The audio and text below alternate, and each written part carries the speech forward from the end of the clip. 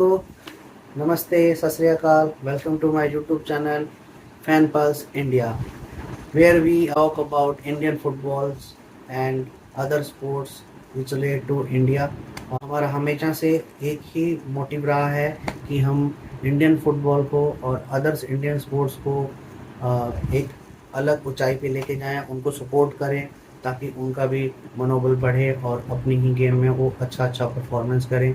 और ये हमने एक मुहिम चलाया है कि हम ऐसी गेम्स के बारे में बात करें ताकि इंडिया के लोगों को उस गेम्स के बारे में अवेयरनेस हो और उस गेम्स के बारे में उनको नई नई जानकारी मिले, ताकि हम आपस में बैठ के इन सब चीज़ों पे बात कर सकें। क्योंकि हम देखिए, पॉपुलेशन में कितने ज़्यादा हैं, अब वर्ल्ड नंबर 1 है पॉपुलेशन में, आप सबको पता है। लेकिन हमारी स्पोर्ट्स कहाँ है? खाली क्रिकेट को छोड़ के बाकी स्पोर्ट्स में हम क्या कर रहे हैं? हम कुछ नहीं कर रहे।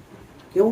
क्योंकि हम एज ए इंडियन अपने स्पोर्ट्स को, अपने स्पोर्ट्स पर्सन को कभी सपोर्ट नहीं करते हैं। कोई इक्का दुक्का, जैसे कोई गोल्ड मेडल जीत ले, जैसे नीरज चोपड़ा, अभिनव बिंद्रा, उन सबको हम बहुत सपोर्ट करते हैं, बहुत पैसा देते हैं, जितना हो सके उतना पैसा देते हैं, जो कि अच्छी चीज़ है।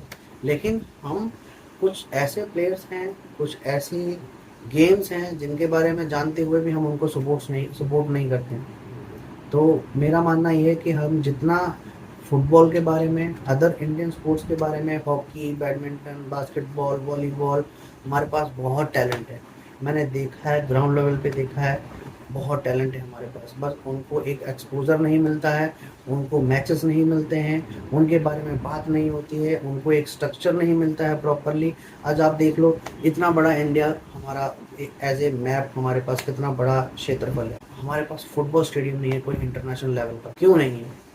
क्योंकि हमने कभी उनको सपोर्ट ही नहीं किया है। कलकत्ता में चले जाओ, केरला में चले जाओ, सब जगह कौन सा स्टेडियम यूज होता है? जो एथलीट स्टेडियम है वही यूज होता है फुटबॉल के लिए। एक particular belong to football stadium, dedicated stadium कोई नहीं है इंडिया में। तो इससे हमें पता चलता है कि हम कितने सीरियस हैं इंडियन फुटबॉल के लिए। हमारी जो AIFF है, मैं ना नेगेटिव बोलूँगा ना पॉजिटिव बोलूँगा, लेकिन इतना मैं बोल सकता हूँ कि उतना जितना उनको सपोर्ट करना चाहिए ग्राउंड लेवल पे, जैसे उनको स्ट्रक्चर बनाने चाहिए, वैसा वो काम नहीं कर। आज आप देख लो ISL में क्या हाल हो रखा है, सुप्रीम कोर्ट तक केस पहुंचा हुआ है, कोई नहीं बात करना चाहता इस पे। ISL कब होगा? प्लेयर्स की सैलरी, कोचेस की सैलरी, स्टाफ की सैलरी सब अटकी पड़ी है। कितने लोग अभी जॉबलेस हो जाएंगे अगर ISL नहीं हुआ। हमारे ऊपर फीफा का प्रेशर है, हमारे ऊपर फिफ प्रो का प्रेशर है, जहाँ से प्लेयर अपना अपना केस लेके जाते हैं। प्लेयर्स बेचारे वेट कर रहे हैं कि उनका क्या होगा, कैसे होगा, है। वो सब चीज़ें हमें बात करनी पड़ेगी, हमें उनको सपोर्ट करना पड़ेगा, और इन चीज़ों पे हमें अच्छे लेवल पे ले जाके आवाज़ें उठानी पड़ेगी, ताकि जो हायर लेवल पे लोग बैठे हैं उनको ये पता चले कि इंडिया में भी हम फुटबॉल का, अदर स्पोर्ट्स का बारे में जो इश्यूज हैं उनके बारे में हम बात कर रहे हैं। तो वीडियो ना लंबी करते हुए मैं आगे की बातें करूँगा फुटबॉल पे। तो अगर आप इस चैनल पे नए हो, प्लीज़ हमें सब्सक्राइब कर लें, लाइक करें, शेयर करें, और जितना हो सके इंडियन फुटबॉल को और इंडियन अदर स्पोर्ट्स को, क्रिकेट को छोड़ के, क्रिकेट को हम सब सपोर्ट करते हैं। मैं भी अच्छे से प्यार करता हूँ क्रिकेट को, मैंने खेला भी है और मेरे को कोई उससे वो नहीं है। लेकिन हाँ, मैं ये चाहता हूँ कि हमारी अदर स्पोर्ट्स भी उतना ही ग्रो करें जितना हमारी क्रिकेट कर। हमारे बहुत लड़के मेहनत कर रहे हैं फुटबॉल में, बास्केटबॉल में। बास्केटबॉल की कितनी अच्छी टीम है हमारे पास, लेकिन मेरे ख्याल से आप में से कोई एक होगा जो बास्केटबॉल के बारे में जानता होगा कि हमारे पास इतने अच्छे प्लेयर्स क्यों। बस उनका एक ही कमी है, क्यों? क्योंकि उनके पास एक्सपोजर नहीं है, वो NBA नहीं खेल पाते, वो इंटरनेशनल लेवल मैचेस नहीं मिल रहे हैं उनको। और मैचेस मिलते भी हैं तो किनके खिलाफ मिलते हैं? बांग्लादेश, श्रीलंका, पाकिस्तान। तो हमें उन सबको एक्सपोजर देना पड़ेगा। जितना मैचेस कोई खेलेगा उतना ज़्यादा ही वो एक्सपर्ट उस गेम में बनेगा। मेरा ये सीधा सीधा कहना है। फुटबॉल को अगर हम हाई लेवल के अच्छे कंपटीशन वाले जो मैचेस हैं वो नहीं खिलाएंगे तो हम कुछ नहीं कर सकते। खाली सैफ जीत लो, इंटरकॉन्टिनेंटल जीत लो, कोई मतलब नहीं है। अभी हाल ही में आया था ना सीरिया, क्या करके गया इंटरकॉन्टिनेंटल में? एक भी मैच नहीं हम जीत पाए। क्यों? क्योंकि हमसे आगे की रैंकिंग वाली मैच टीम से हम खाली उनमें खेलते रहते हैं। हमारी 133 है, हम 201 वाले के साथ पाकिस्तान के साथ खेलते हैं, 186 नंबर की अफगानिस्तान, अफगानिस्तान भी हमसे अच्छी हो गई है क्योंकि उनके पास अच्छे मैचेस मिल रहे हैं। अफगानिस्तान ईरान के खिलाफ खेलती है, अफगानिस्तान उज्बेकिस्तान के खिलाफ खेलती है। तो हमें इन सब चीज़ों पे बात करने की बहुत ज़रूरत है। मैं थोड़ा सा कैरिड वे हो जाता हूँ टॉपिक से, क्योंकि मैं इन सब चीज़ों में बहुत अंदर से मन में भरी हुई हैं चीज़ें। तो बस मैं ये चाहता हूँ कि हम इन सब चीज़ों पे बात करें, हमारे साथ आप सब भी जुड़िए, हम भी इन पे बात करके हम जहाँ तक होता है वहाँ तक पहुँचाएंगे इन सब चीज़ों को। तो अगर हम आज के बारे में बात करें तो AFC चैंपियंस लीग, जो women's AFC champions league, club champions league है, जो हमारा ड्रॉ निकला है, हम ग्रुप बी में हैं। हमारा जो क्लब ईस्ट बंगाल FC है, उनकी वुमेन्स टीम इसके लिए क्वालिफाई हुई है। इसमें उनके पास जो ग्रुप बी मिला है, सॉरी ग्रुप बी मिला है उनको।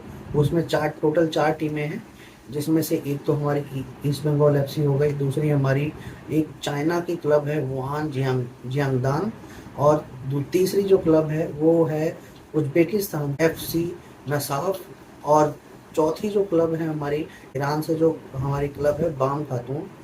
और अगर हम इस ग्रुप के बारे में बात करें तो ग्रुप भाई टफ है, और ईस्ट बंगाल शायद मैं कह रहा हूँ कि उनको बहुत ज़्यादा हार्ड वर्क करना पड़ेगा अगर उनको आगे के ग्रुप स्टेज से निकल के नॉकआउट स्टेज में जाना है।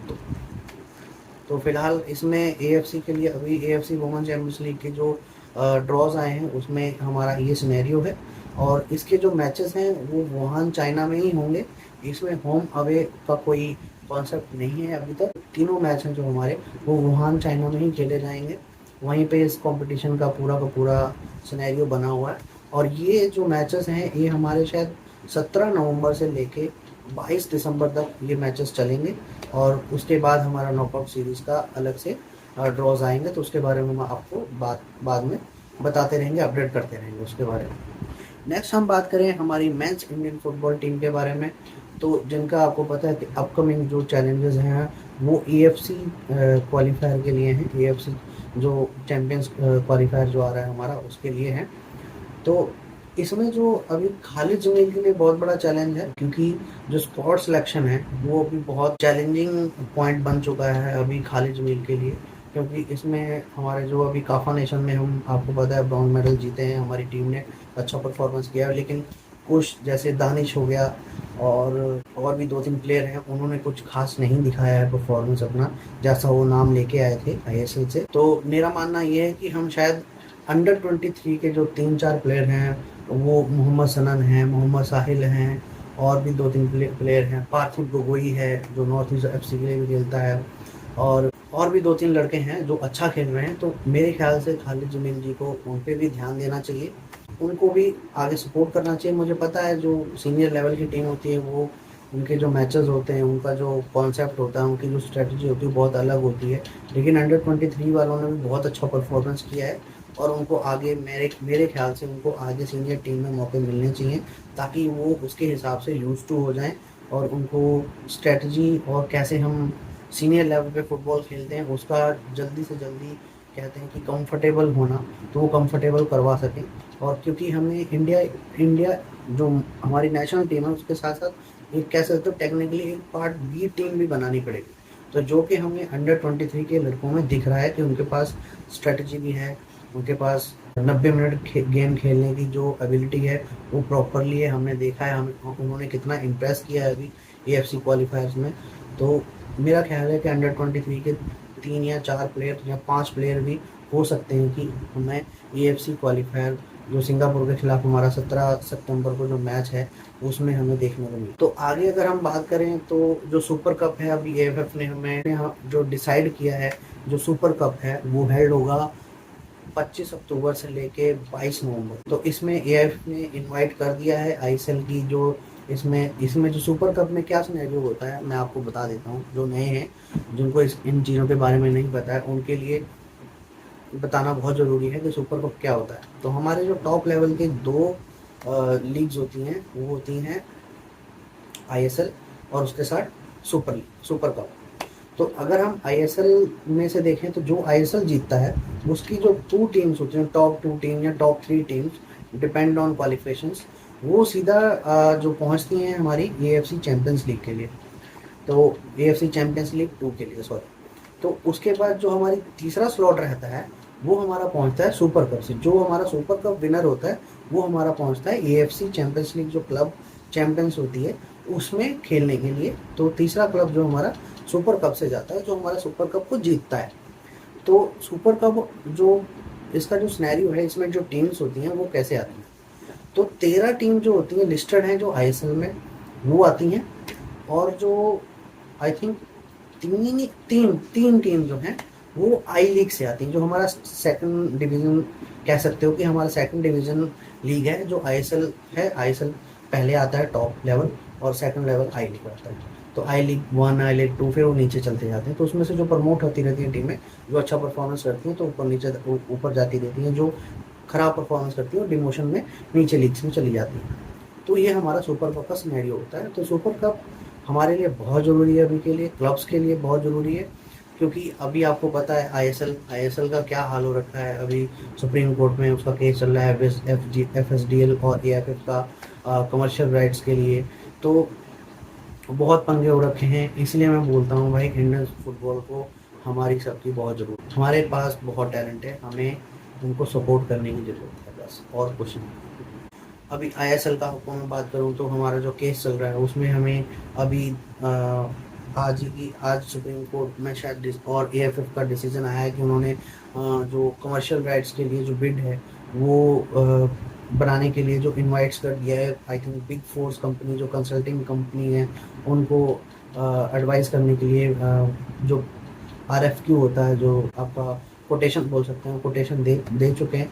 तो इसमें जो हमारी जो कमेटी बनी है, BFC कमेटी, उसमें जो है 3 लोग हैं, जिसमें हमारे सुप्रीम कोर्ट के ऑनरेबल जज जो हमारे रह चुके हैं L नागेश्वरम, वो भी हैं। और उसके साथ साथ हमारे जो कल्याण चौबे चेयरमैन है वो भी हैं। और उनके साथ जो ऑडिट चेयरपर्सन है AFC के, वो भी हैं हमारे साथ। तो तीन लोगों की मेंबर कमेटी बनी हुई है, और उन्होंने अभी इनवाइट किया है कंसल्टिंग बिग फोर्स को, ताकि वो हमारे को एक अच्छा कमर्शियल पार्टनर दे सके। तो उसके लिए एक स्मूथली बिड्स करवानी है, वो सुप्रीम कोर्ट ने हमें डायरेक्ट किया है। तो अभी के लिए ISL भी एक ही अपडेट है, बाकी हम अभी कुछ कह नहीं सकते कि ISL कब स्टार्ट होगा। तो एक अच्छी खबर है कि सुपर कप हमारा अक्टूबर में स्टार्ट। तो फिलहाल हमारे फुटबॉल पे यही अपडेट्स हैं आपके लिए। अगर आपको कोई भी क्वेश्चन हो, कोई क्वेरी हो, और इन सब जो मैंने ये बातें रखी हैं इनमें कुछ आपको सजेशन देना हो, तो आप हमें कमेंट सेक्शन में बता सकते हैं। और अगर हमारी ये वीडियो अच्छी लगी है तो प्लीज़ हमें सब्सक्राइब कर लें और लाइक कर लें इस वीडियो को, और ज़्यादा से ज़्यादा शेयर करें। और हमें इस सपोर्ट की बहुत ज़रूरत है। Thank you so much.